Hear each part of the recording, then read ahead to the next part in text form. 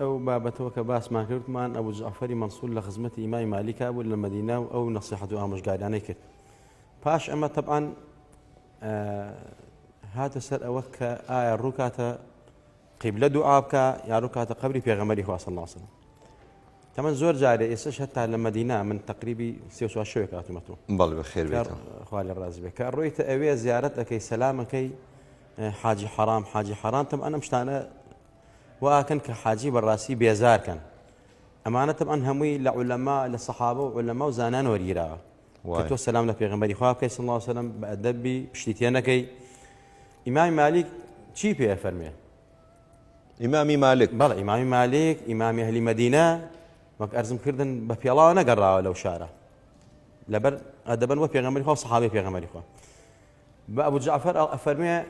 روك قبري في غمري خواه صلى الله عليه وسلم شنك وسيلي نجاتي تويشو باوغوري تويشو حزي آدم لقيامته الله فلقيامته هرهم عالم استغاثوا بآدم ثم بموسى ثم بعيسى ثم بمحمد صلى الله عليه وسلم كمقام محمودة هيج كسيك بوينية بيبر من تبر إلا رسول الله نبي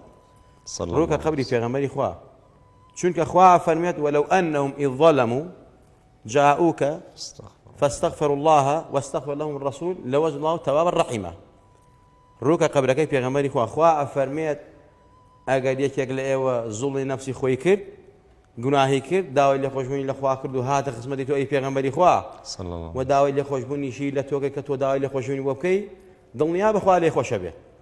جاء ما او اجيني اما بس تايبتني بحياتي پیغمبري خوا صلى الله عليه وسلم ولا سر كلمه عنديتي پیغمبري خوا صلى الله عليه وسلم علماء ذوق سان هي إن الذين يغضون أصواتهم عند رسول الله عند هنديك واحد أنا بس لحادي في غمري خواب صلى الله عليه وسلم نخير يا بلغ منزورك بس تايبت نبو بحادي في غمري خواب صلى الله عليه وسلم شون قبوه إمام عمر رضا رحمة الله عليه سبيه دوغان طائفة ويدنا شاري مدينة هنا مسجود في غمري خواب صلى الله عليه وسلم دنگ برزخنا حضرت عمر بانيانك رضا رحمة الله عليه سبيه أفرميت خلتي شون الله القرآن خلتي طائفين أفرمي أجر خلتي أم شاربنا داكاري ما كردن چونکە بۆ لە قبری پێغەمبەری وا دەنگتان بڕ بێئەدەبیتان کردووە عند رسول الله صلى الله عليه وسلم أو عند بس بۆ حاڵی حیات نییە ئیمامی مالیک ئەم ئاەتی وا فەرمووی ئەمە بەس بۆ حیات نییە بۆ مەماتیشە و بەڵگە لە تەفسیرەکانە زۆرە کابرای عرابی هاتە خزمەتی پێغەمبەری خوا صلى الله عليه وسلم زیارەتی قبری پێغەمبەری خوای کرد صلى الله عليه وسلم کە ئەو کۆمەڵە شعرەیەوێت کە ئەوترێتەوە نفسي فداء لقبر أنت ساكنه في العفاه وفي الجود والكرم الله حتى قات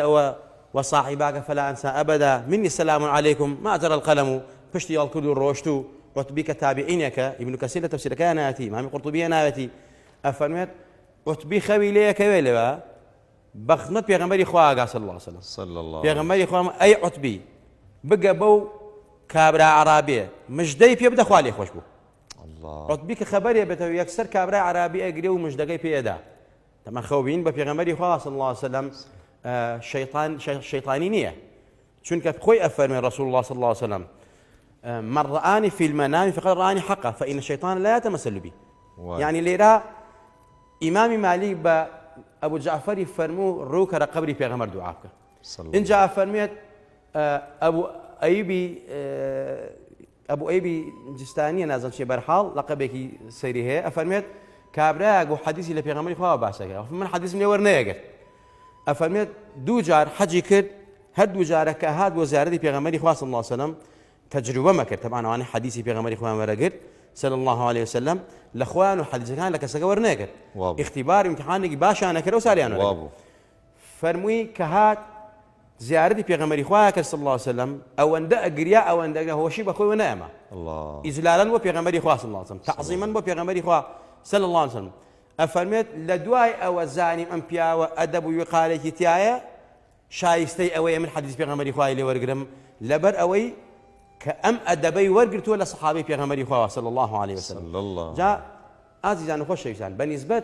مثلا أصحابي بيغمبري خواه يعني أدبي كان بو ولا خدمة بيغمبر صلى الله عليه وسلم يعني بهيج كسيك وصف ناقرت حتى أخوة إمام علي رضي الله عنه خواه لسبيه ليه برسل حضرتي علي أسد الله أدبي إيه ولا خدمة بيغمبره خوشويشنا ما بيغمبري خواه شو فرميتي حضرتي علي كرم الله وجهه فرميتي كان حبنا لرسول الله صلى الله عليه وسلم أحب من آبائنا وأبنائنا وبناتنا والماء البارد على الظمأ أو كما قال. أفرميت والله أو نبي غنبان ما نخوش يستوى لا باوك مان لا دايك مان لا أولاد مان لا كس مان لا كر مان لا ولات مان لا نشتمان مان لو أوساردي لك هذه تونيتيها كإنسان محتاج يزور عزيز لك لو إيش خوش ما يستوى يعني بيغمر ما نخوش يستوى.